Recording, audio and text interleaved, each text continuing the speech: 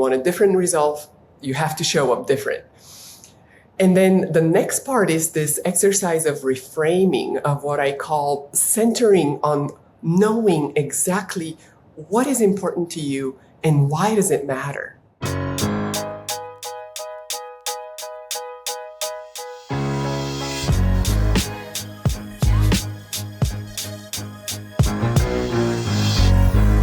I lost over $324,000 trying to start an Amazon business.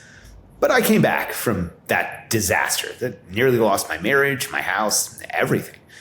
And someone asked me, how'd you do that? And I wonder, how did I do that? And honestly, the word that popped into my mind was resiliency. I was resilient in the face of adversity. But that got me wondering, can resiliency be taught? Or is it a trait? Can we build a framework to teach people how to be resilient? Because time is undefeated. And if you stick with it, you're probably going to be successful. And that's where this podcast comes in. Welcome to the Resiliency Project, where we talk to successful people about their biggest failure and their comeback story. Today, my guest is Lina Taylor, a two-time Olympian, scientist, executive coach, entrepreneur, and just all-around amazing human being. Lina, thank you so much for joining us. Thank you, Nick. I'm super excited to talk to you. Well, so Lina, with that intro, tell me, what was your biggest failures? A time that you thought, I'm just never coming back from this. Right. Well, when you read my resume or, highlights or titles, two-time Olympian, you would think, wow, okay, she's so successful. But, at one point when I was in high school pursuing sports at a very high level, I made it to the very top of my club team. Now, that was that team that the national team coaches would come and start selecting the national team. And growing up in Bulgaria, that was a huge deal because you had an opportunity to travel abroad. During communism, we weren't even allowed to leave the country. So to me, being on the national team was creating the life I had always dreamt of. And for our Gen Z listeners, Russia used to be really big. It used to be much bigger than it is today. Keep going, Lina. Russia, and it used to have a lot of tentacles, which stretched out into Bulgaria, which is where I grew up. But nevertheless, we were just, that was the mindset, was that you have to be exceptional at something. And at a very young age, I had to pick what is the thing that I would be exceptional at so that I had a shot at a better life. And it was going to be sports. So when I made that team, you can imagine how excited I was. I mean, here I was at the doorstep of my life unfolding the way I had always envisioned it in my dreams. Until one day, as it happens in a lot of stories, there was a plot twist. We got a new coach. The new coach came in and without even looking at us play, just looking at our stats on paper, decided right then and there on the spot to scratch my name off the list and informed our captain to come and tell me that I'm off the team. Now, that was devastating for a 16-year-old girl that had a lot of big dreams and only one shot at making it. I remember going home that night. It was one of those gray, communist, whatever you can imagine, winter days. And I walked into the house and I heard my parents eating dinner in the kitchen. I couldn't even imagine myself walking in there. The tears just started coming down. And so I just went to my room and I started crying. I cried and I cried and I cried. And finally, from exhaustion, I fell asleep, thinking, I'm not waking up tomorrow morning. This is a nightmare. This is not my life. Well, lo and behold, I did wake up in the morning and I remember sitting there thinking, well, what's next? What do I do? The question I kept asking myself during the night when I was crying was, why does this hurt so much? Why do I feel like my life is over? And the simple answer for a 16-year-old again was, this is who I am. This is my life. This is what I've built. So the only decision for me in that moment was to take a chance on myself and go back to practice, show up in front of the coach. And if she was going to kick me out, I was ready to take the humiliation that now she would tell me in front of everyone before I gave up on my dream. So I can tell you what happened in just the next moment. When I walked into that gym, all of my teammates knew what had happened, that I was cut, I was off the team. And they started whispering to me, why are you here? Why are you humiliating yourself? I didn't say a word. I took my spot in the lineup. The coach went from person to person, stood in front of me, and it was like time stopped. What do you think she did? Tell you to leave? She didn't. She kept walking. And I took that as a second chance. Maybe she was giving me a second chance just because I showed up that day.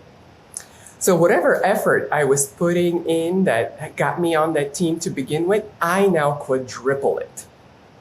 I knew I had to earn that spot every second of every practice. There was no letdown for me.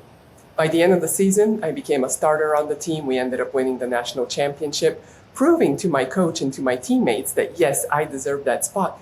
But the most important thing was proving to myself that if I really want something, I will do anything to make it happen. I mean, that's just such a bold move to just show up, even though they said no. I mean, I think that I've done that to a couple of dates before that doesn't go well. So tell me, it never goes well. Where does that come from? The idea that, I know you said no, but that's not good enough for me, and I don't care. I'm gonna show up because I believe so passionately in this that I can't take no for an answer. Where do you think that comes from? How did you sort of will yourself to do that? I've deconstructed that moment so many times because just like you, Nick, you said you're curious about how did you come back from that, what seemed to be, a one-way street to nowhere. And for me, certainly the sign was very clear. And that framework about resiliency, what I've been able to deconstruct in my 16-year-old self, it was instinct that was driving me. But then I looked a little bit more closely and then I discovered a couple more things. Number one, I had to go through the step of acceptance. I had to accept the fact that I had no control over the coach cutting me. That we would get a new coach and the decision that she would make, that was outside of my scope of control. I had to accept that. What that then allowed me to do was to move on and ask myself, well, what was my role in that situation? This is taking responsibility now. Is there something that I could have been doing differently? Is there something that I can be doing different in the future? That's the second step of that resiliency. So once we get through acceptance, which is the hardest thing to do, 90% of the time we get stuck in non-acceptance and we think, oh, what does she know? I don't deserve this. So, those kind of suffering mindset thoughts that we have about denial, about, not really being level with reality, is where we get stuck. And if we are able to just accept, which is an active, it's not resigning. Acceptance to me, it's an active choice to look at reality and say, do I have control over this or not? And that answer is pretty clear in most situations. Yeah, and so, but I mean, also, there's that level of accountability, though.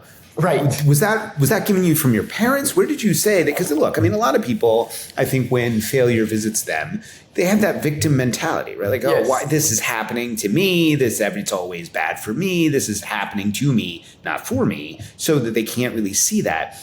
Where do you think that came from for you to say that, there's a piece of me in this? It's not all about the external, the coach cut me, so that's all that I can do. Right. And I think that some of it does come from upbringing. I was always asked to take responsibility. And from a very young age, I was the first child. My little sister came after. I was always asked to, I remember a funny story. Okay, I'll tell you this one because it's really funny. So I'm 6 years old in Bulgaria. My parents are deciding to finally remodel our house to add a little bit of space. We didn't have a lot at the time. You don't hire a company in Bulgaria. We didn't have time or money to do that. So your friends, my parents' friends would come over on a weekend and help them do a few things. So my dad would be with his friends, working, laying the foundation, whatever it may be. My mom was in the kitchen cooking. Lo and behold, on this hot summer day, they run out of beer. Well, that's a sin. You can't do that. So who are they going to send? My dad's like, I can't go. My mom, I can't go. Well, here's the 6-year-old. They give me money and they say, go and buy as much beer as you can carry. No. So I run to the store. Here's, this is my contribution to the house. I need to do well. So I remembered, crossing a huge intersection that I'd never crossed before on my own. But I had this responsibility and I had to fulfill it. And I bought as much, there was no drinking age in Bulgaria, nothing like that. So kids were allowed to buy beer. So I get as much beer as I could possibly carry, come back and give it to the workers. Wow. And so, I guess, so from a very early age, responsibility and taking responsibility was for you. What are some professional times? Obviously, the sporting events, that happens to a lot of people. Talk to me about your professional career and some of the times where people told you no, and you kind of leaned on that experience from your volleyball days. Exactly. Well, just kind of finishing that story with the coach and being cut. Yeah. Once I made that team, I had an opportunity. I was selected to play on the national team. We made it. We qualified for the World Championships. It was one of my first trips abroad. It was to a Western country, Portugal. I couldn't believe how fortunate I was to be going to Portugal. And I remember training, pre-training before we started the competition, officials came to our team and they called my name. I raised my hand. Nobody knew what was going on. The officials said very plainly, you're disqualified. The papers that the federation sent for me did not match my passport data. Someone in the federation made a mistake. They made a clerical error to put a different birthday for me. And even though I was one of the youngest on the team, I wasn't allowed to compete. It was, again, one of those stories and times when, imagine you're working your whole life. You're right there at the precipice of your dreams coming true. World Championships. Now, that was important because other foreign coaches would be looking at us and selecting who they want to invite to play on their professional teams. Like that, again, the stakes are extremely high. So losing that opportunity informed me that, that's when I made the decision. After crying a lot and in the desperation that goes with all of that, I made a decision. I said, I can never put my life in the hands of people or a system that can make a clerical error that will inform my entire future. So from that moment on, I started looking for a way to take that responsibility, that reins of my life into my hands, and ended up finding a way to come to the United States, get my education, and we're kind of back to where I started with. Now I'm studying biology, having these dreams about discovering new drugs and possibilities, until one summer day, I'm sitting on the couch watching the Olympics on TV, and beach volleyball comes on as a new Olympic sport. Okay. And so are we back to the beach now? We're back to the Olympics? So yes. So now, I knew there was no way for me to go back to Bulgaria and join the indoor volleyball national team, but beach volleyball was a new Olympic sport. I just needed one other person to play with me. Well, here comes my little sister. She was already in San Diego. That's where we lived. She was going to school. And I said to her, let's go and play beach volleyball. We may have an opportunity to play at the Olympics. Of course, she says to me, should we see if we're any good at beach volleyball before we, go for the Olympics, like the highest level possible? So we did. And I said, I arranged the game. We got our butts kicked. It was miserable. And she said, forget it. I don't want to do this. The sand is too deep. The wind is too windy. The sun is too sunny. I don't want to play this sport. It's horrible. So she goes back to her college and plays indoor volleyball. I go back to my full-time job. 2 years go by.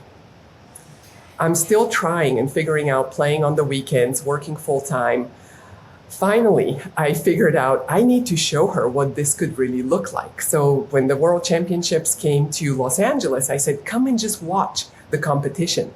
In the course of that week, when she was watching the best players in the world play, she started thinking and seeing herself and thinking, if I'm willing to put in the work and get good at the sport, I could actually have a lot of fun. So it wasn't just that I had to have the vision, I had to have her buy-in, because trying to learn a new sport in your 20s, and especially if it's beach volleyball, you're going to go through some growing pains. Not everything will be laid out for you. I mean, okay, so you go from indoor volleyball to beach volleyball. You spend 2 years just working, which for the life of Olympian is an eternity. And then you create basically a visualization exercise for your sister. Did you do any visualization of yourself? Do you rely on that when you think about kind of what you're going after and how you're going to get it? Do you get in that mindset? Is there any of that going on? 100%. And I don't like the sitting down visualization. For me, that doesn't work. For me, it's an active visualization. Like I could be going for a walk, or I could be going on a run. And I remember with my friends in Bulgaria too, we would just kind of create these scenarios where we're climbing up on the podium and thinking about it. But oftentimes, even now in my life, I do active physical exercise and then visualize. I just let my mind run and feel the feels and just feel it all over my body of what it is that if I have a big presentation, for example, or if I want to approach someone, for to work or do something together, all these things that we need a little bit of help to imagine ourselves doing it. I use visualization 100%. That's, I think it's so critical, sort of that mindset and informing how you become resilient. We're about halfway through the show. We don't even know who you are. Lina, tell us a little bit about you and about what you're up to, what you're doing, what your business is.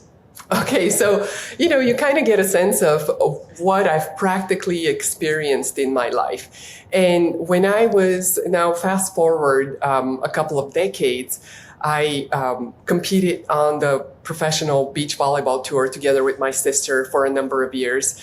So she fell in love with it. Finally, the wind in the sand. She finally fell in love with it to the point where we advanced very, very quickly in those last 2 years. So it was only one Olympic cycle, only 4 years between when I watched beach volleyball on TV and said, I want to do this, to then qualifying and playing and being a player on that TV and playing in the Olympics in this new sport that I had to learn. So it was very quick, and it wasn't without its bumps. At one point, we had to sleep on the streets because we didn't have the funds to even get a hotel and extend our stay. But all of those, remember the story I said about, if I know what's important to me, I will do anything to make it happen. I think that is a huge part of resiliency. Is once you go through the first part, which is accepting the reality of what's happening, the second part, and this is the framework that I want to share with you today through those stories, this is lived experience. It wasn't something I read in a book, lived experience. Taking responsibility, asking myself, what is my role? What is something I can do differently than what I've been doing? You want a different result, you have to show up different. And then the next part is this exercise of reframing, of what I call centering on knowing exactly what is important to you and why does it matter.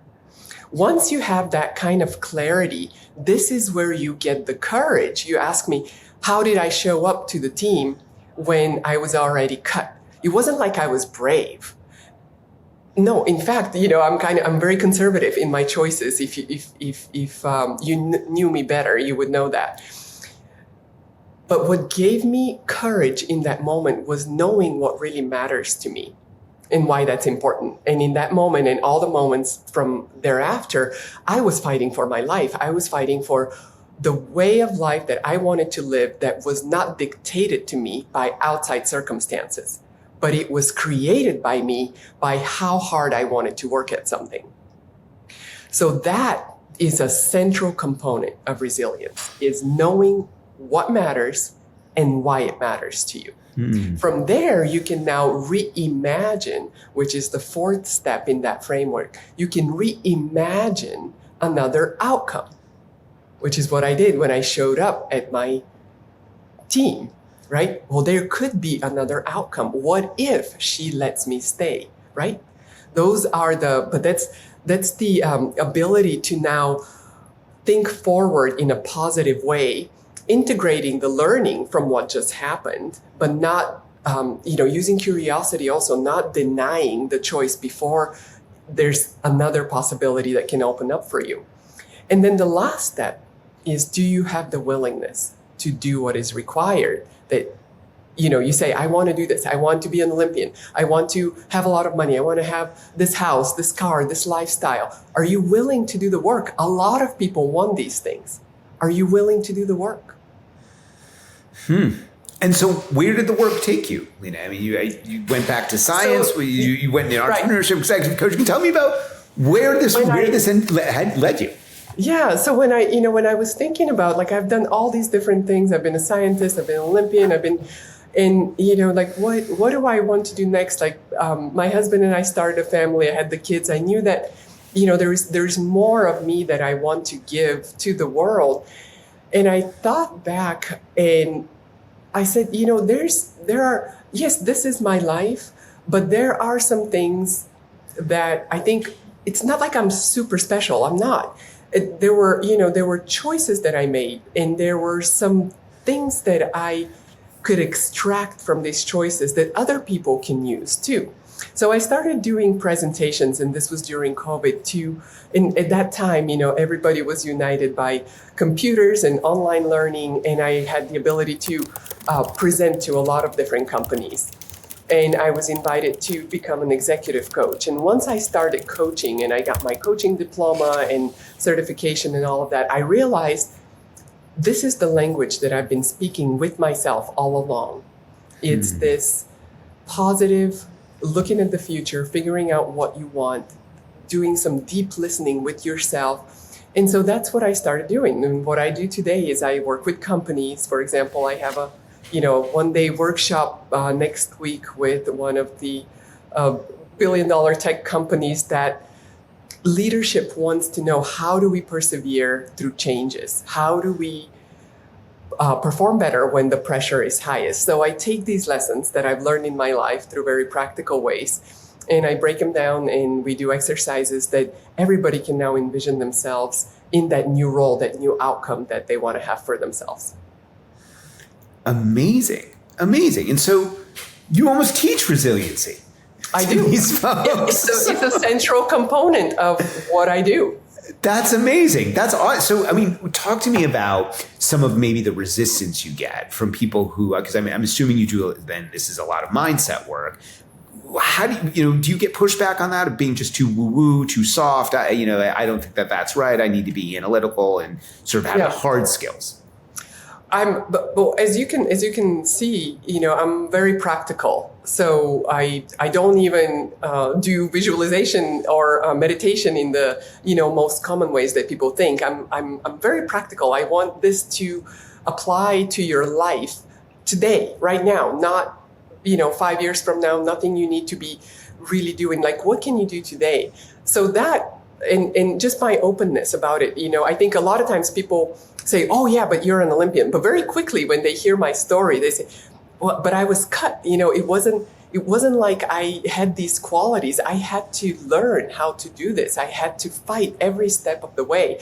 And when I'm open and transparent about my difficulties, I've gone through bankruptcy, I've gone through divorce early in my life. I've gone through so many different things, sleeping on the streets. That now people can start relating a little bit better. When they start relating to me and they see I'm not speaking from some pedestal, then some of those objections fall away and they're able to hear through storytelling. That's another way that people learn just by hearing the story. I don't even have to tell them, here's what you should do. They listen to the story and they take the lesson for themselves. And how did you get into executive coaching from science? Well, that was through these presentations. So I was actually working with AWS, and I was doing a presentation for them and telling them the stories, having them go through the exercises. And then one of their leaders reached back out to me and said, we have a couple of inspiring leaders that we want to invest in. And would you be willing to do some executive coaching with them? And that is how that started. Just by happenstance. By just finding so how did you get into the room with AWS? How did that start?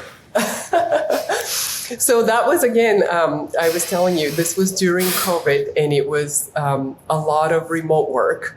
And I had put together, again, being ready at the right time. It's not just like something happens and, it drops to me, but I had done a lot of preparation to put my stories together in a way that would actually, in just 60 minutes, a group of people could get something out of it. Everybody would walk away, have an experience. So not just listen to me talk, but actually go through actual exercise. So I put it together, and companies were looking for this. They were looking for ways to unite people in that very difficult time. And I had something that resonated with them that they were able to book. And then from the online experiences, it became an in-person, off-site, a lot of engagements that way.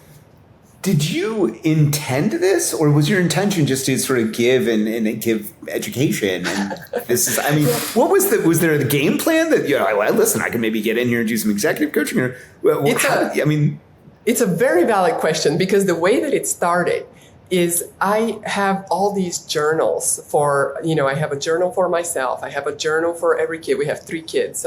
And then I have a family journal. So I have these 5 journals, but being a busy mom of 3, I didn't have time to capture everything in the journals. I needed to be able to tell a story in half a page, 1 paragraph, be able to tell a story. Do you remember Aesop fables? It's like these fables, but they're very short, but you get the gist of it. My quest became, how do I tell a story in a very short amount of time that I can then use and, be able to do my journals. That led me to Toastmasters. That led me to now, I was thinking, well, what better story to practice on than my story? And so just started looking at what were the things in my life that were difficult that I overcame? What did I learn from it? And then I started putting together, it's like, oh, well, there's this kind of framework that goes with all of this. And so, I came up with an acronym. There's the resilience part of it and everything. So I just put it all together just to practice telling stories, and then was given this opportunity with online experiences.